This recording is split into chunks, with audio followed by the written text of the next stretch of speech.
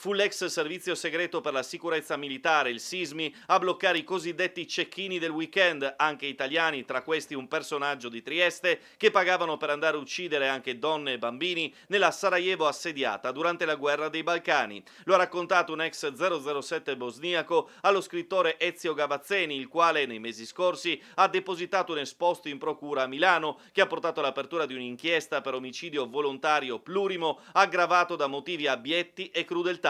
L'ex agente dell'intelligence bosniaca in un carteggio mail rivelò come i servizi bosniaci hanno saputo del safari alla fine del 93. Tutto questo è successo nell'inverno del 93-94. Abbiamo informato il SISMI all'inizio del 1994 e ci hanno risposto in 2 o 3 mesi. Abbiamo scoperto che il safari parte da Trieste, l'abbiamo interrotto e il safari non avrà più luogo. Dopodiché, ha spiegato ancora la fonte dello scrittore, il servizio bosniaco non ebbe più informazioni sul fatto che il safari si ripetesse a Sarajevo. Non abbiamo ottenuto dal SISMI i nomi dei cacciatori o degli organizzatori, aggiunto, quindi dovrebbe esserci un documento del SISMI in materia del 1994. Testimonianze e documenti su cui dovrà fare luce ora l'indagine del PM Alessandro Gobbis, condotta dal ROS dei Carabinieri, emersa a luglio e partita di fatto ieri con un vertice tra inquirenti e investigatori che hanno anche iniziato ad acquisire atti del Tribunale Penale Internazionale dell'Aia sull'ex Jugoslavia dopo il deposito dell'esposto dello scrittore assistito dagli avvocati Nicola Brigida e Guido Salvini.